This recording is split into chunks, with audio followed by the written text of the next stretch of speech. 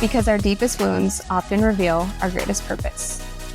Welcome to the Court of Connection. Your host, Danielle Cobb here, and I am so excited to be here with you today. It is the end of the year. This is an end of year wrap up. I am going to take you on a journey through what this last year has looked like, how it's unfolded, all of the pain and the joy and the honor that I experienced through this journey. And I wish I could say that recording myself was easy. It's something that does not fully come natural to me. And when I sit in conversation with other people, it's flow. It's easy. It's just me getting to know you. But then when I'm forced to talk about myself, there's a stirring that happens. There's a resistance that happens. There's a closing that happens in that process.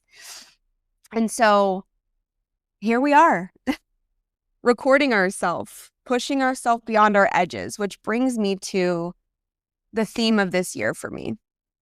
Something in me has crossed the threshold, and I cannot move through life the same way anymore.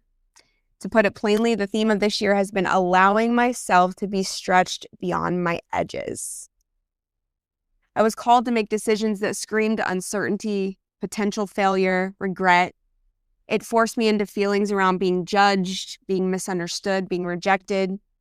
The biggest revelation was that the reason I gave that part of me away so easily is because I was judging me, because I was misunderstanding me, because I was rejecting me and I couldn't see it. I was ignoring the deeper parts of myself, begging to be witnessed, begging to be felt, begging to be understood and welcomed, not hidden and shamed. This year was about shedding, being with, and slowing down. And talking to a lot of my friends, I feel like this has been the theme for a lot of the collective this year. I mean, let's face it, it was the year of the snake. So for many of us who are willing to journey down that road, it felt like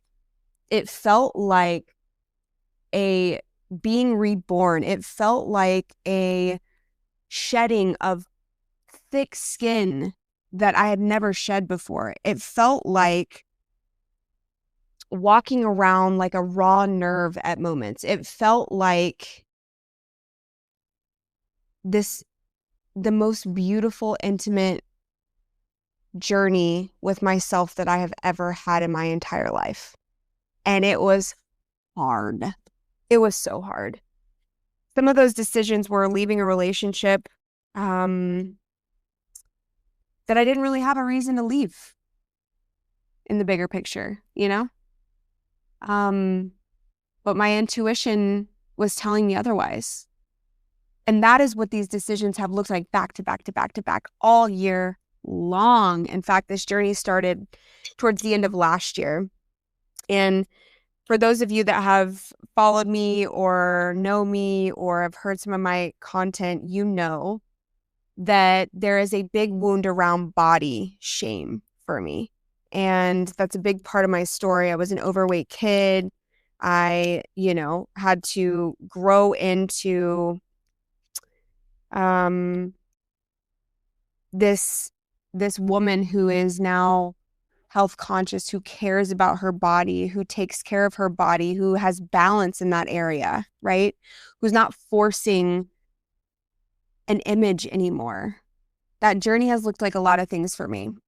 It looked like understanding the value of nutrition.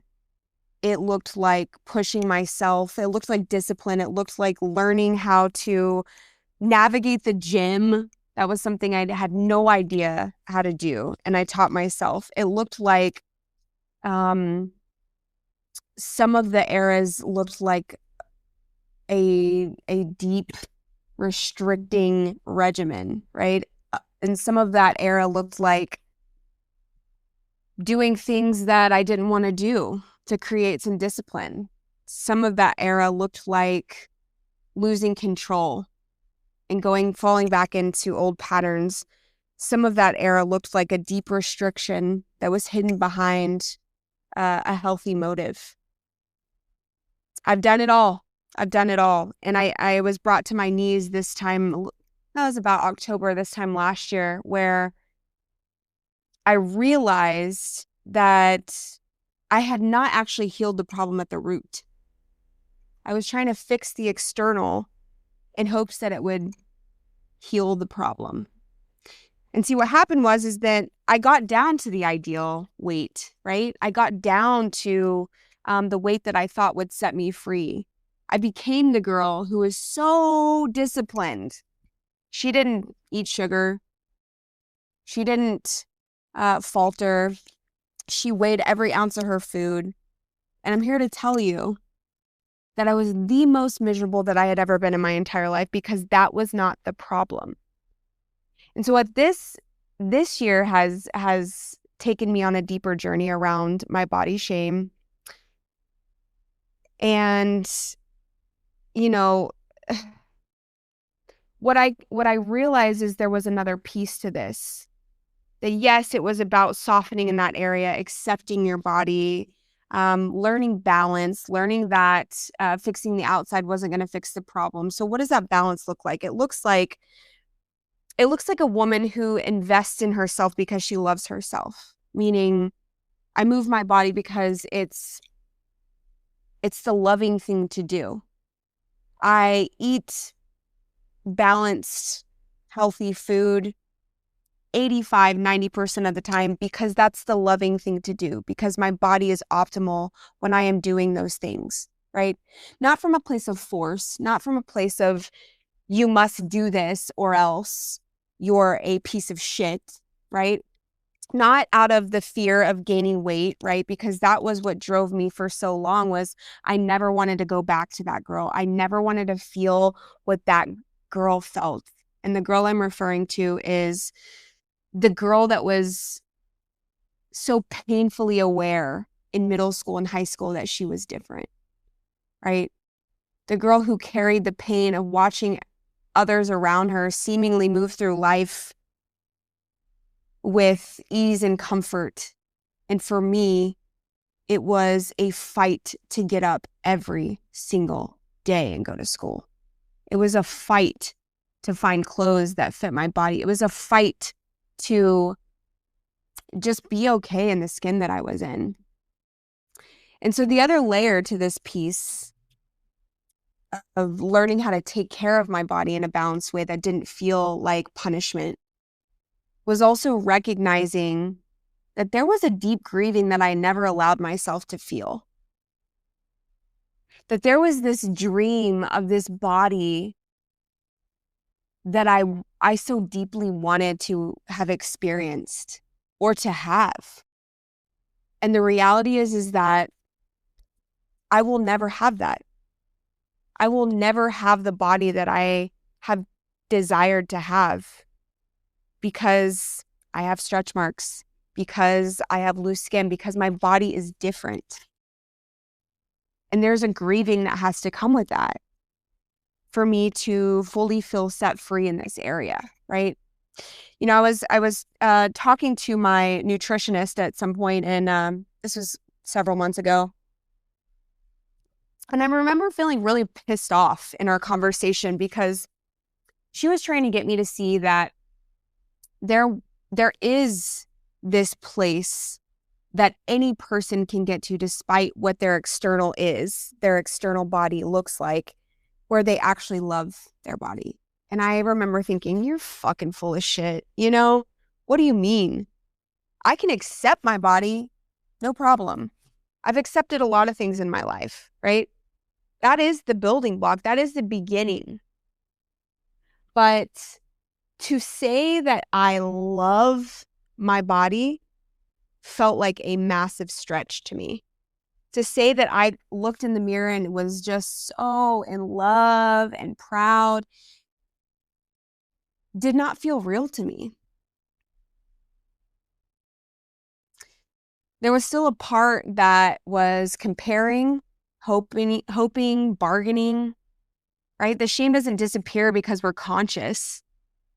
The shame doesn't disappear because I'm accepting of the body, right? Of my body. It's what we're willing to do. leaning into the darkness, leaning into the pain that I feel around that, the girl that never gets to experience that, right? Being able to trust myself in that darkness, being willing to be with it, right?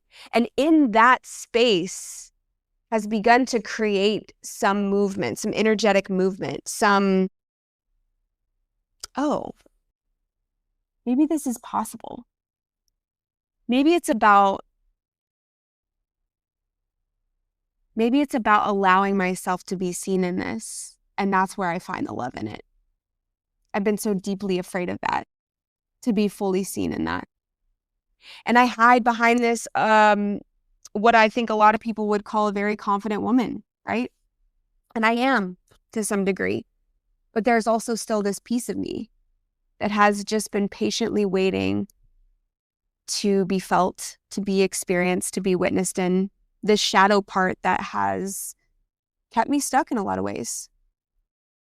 And, a very dear friend of mine helped me see that the way that I have healed my relationship with drugs and alcohol, the way that I can speak about it with freedom that is so authentic and real, I have zero problem telling you that I was a meth addict, that I was in some fucking sordid places, that I was doing some really shitty shit, I have no problem telling you that. In fact, it's kind of funny. There's a lightness about it. There's no shame attached to that. And what he helped me see was that that kind of healing is possible in the area of my body shame. And it revolutionized my whole thinking around this deal. Why would I be able to experience the level of freedom and shame in this one area, but not this area, right? Which brought me to my next point. If God is everything, right? So in our literature, I'm in a 12-step program, and in our literature, it says, God is everything or God is nothing. What is our choice to be? And it hit me. God is everything, meaning God is in the depths of the pain. He's in the rejection. He's in the indecision. He's in all of those things too. Either God is or is not. God can't just be in the light, fluffy things. God can't just be in the miracles. God is all of it, right? And that is what it means to fully accept the human experience. That is what it means to fully lean in. And so, this experience last year catapulted me into a deeper connection with myself, which led me into the beginning of the year. There was a stirring happening in me. There was, simultaneously moving through the discomfort of going through some body changes as I started to go on this journey from restriction to balance. And, all the professionals in my corner and the people I love were telling me to trust the process. And I remember waking up with just getting ready for the day and having full-on panic attacks on my bedroom floor, getting ready for the day, getting dressed and just being like, I can't do this. I cannot do this. And that was the beginning of a deep holding of myself, where I started to create this container, this safety container for myself, where I started to change and shape the way that I viewed being in the depths of myself. It created this level of safety that it's just me. Nobody's coming for me. Nobody is going to be able to walk me through that experience. It's just me and me alone, right? Obviously with the support of God, which is in me. I'm an extension of Source. And so that experience and the pain around that experience catapulted me into a journey of listening to my intuition on a level that I never had before. Beyond leaving the relationship, which, in and of itself was such a teacher, I realized how much abandoning I did to myself and how much I took care of others' needs before my own, and how I was so available for everyone else in the world, but I didn't turn that availability inward. And that led to the next intuitive nudge, which was, I was a woman for the last several years in my recovery community who had her hands in everything. I was on committees. I was a part of area. I was involved in my home group. I was I showed up to every event. And all of those things are great. There's nothing wrong with that. It's part of the fellowship. But I was being called into a space of being quiet, not needing to be seen, not needing you to understand that process for me either. And with that created a lot of pain, a lot of pain. It was the next ego death for me, was reshaping my identity with myself, being willing to go behind the scenes where I couldn't extract value from being available and needed and just porous in that way. Not being seen, And with that came a lot of probably confusion for people. A confusion I was willing to be okay with, right? I had people say, "Where are you? Are you okay?" Right? It's so interesting that the minute somebody steps behind, it's, "Are you okay?" And I get that. And why does it always have to be a negative thing? Why does that have to be Danielle's not okay? Right? And I'm guilty. I'm guilty of that. I'm just saying this out loud out of curiosity, right? Why do we do that? Why do we assume the worst when somebody, quote, disappears? So this experience took me from being a woman who found her value in what I could offer and what I could be for others, to simply that I am worthy because I exist. And there's nothing I need to do to achieve that, to be that, to embody that. I just am. I just am. So this brings me to my next point. For a long time, being seen meant being corrected or guided or helped. And I've been on the other end of that for the majority of my life. I've been on both ends of that coin, where somebody comes to you with an issue or a problem, and your immediate reaction is to fix it, right? Is to help it, is to guide it, correct it. And lately, I've been experiencing something new. I can share something tender, something heavy, and nothing needs to happen next. No advice, no reframing, no urgency to make it better, just presence. Just presence.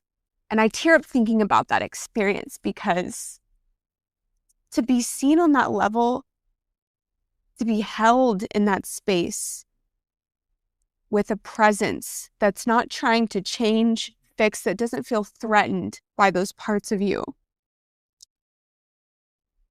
feels like coming home. I can feel my body soften instead of brace. This requires the other person to have gone beyond the edges of themselves as well.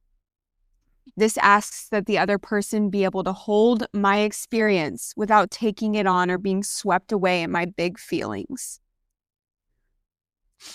And that was a huge recognition for me. It was a huge mirror moment for me, because, again, I was that. I was a person who easily got swept away in someone else's experience. That because of my own discomfort, my own inability to hold myself in those spaces, I then in turn could not hold you in those spaces. It takes me back to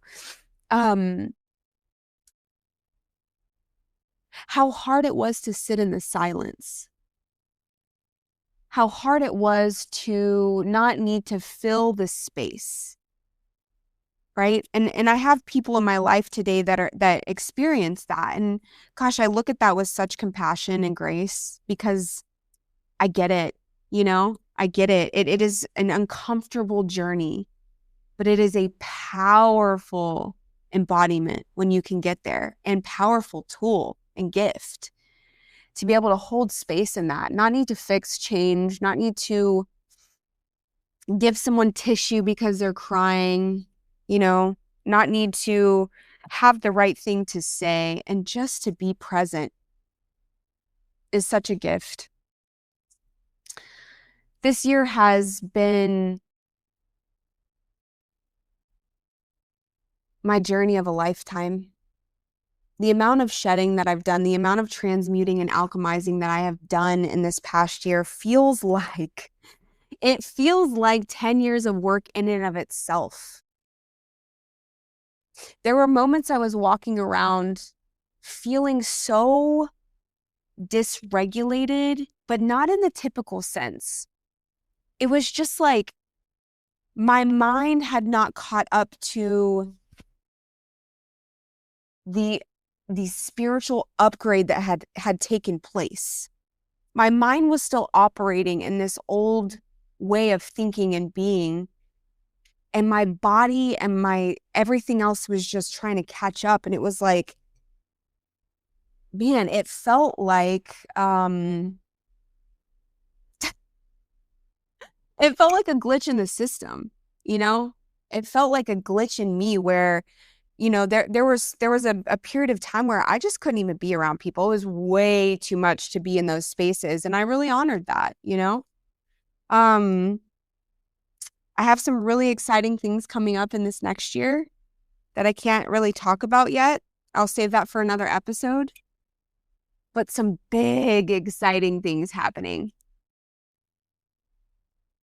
that I feel so ready for. That I am, this practice of these last, really more intensely the last 6 months of embodying the woman who can hold these things that are coming, right? Where I feel so grounded in that I am ready for what's next. And a lot of what's next is unknown to me, but I feel it on a cellular level. I can feel the stirring happening. I can feel the invitation, and I'm so excited. So I'm going to leave you with this. The identity that I am leaving behind in 2025. I was often the one holding space for everyone else's emotions while quietly setting mine aside. I could sense what everyone needed before they said it, but I didn't ask myself what I needed. I didn't break down because I didn't trust that someone else could hold me if I did. I kept moving, solving, fixing because slowing down felt more dangerous than exhaustion. I was proud of being the reliable one, the capable one, the person people could always count on. I said yes before checking in with my body, my time, or my capacity. I confused being needed with being valued. And I believed that rest needed to be earned. That is the version of myself that I am leaving behind this year. This episode is not just about me and my year-end wrap. It's a mirror. And I invite you to ask yourself, where are you still bracing? What grief are you avoiding, naming? What would it look like to be seen as you are right now? What emotions are you avoiding by avoiding the decision, whatever decision is being asked of you to make? Thank you for your support so far. I am excited for what's coming next year. There will be a bigger investment for me in the podcast, and I'm just here, ready for the ride, for the unknown, for the unfolding. And I'm grateful to each and every one of you for being on this journey with me. So until next time, I will see you in 2026. The year of the horse, baby. Let's go.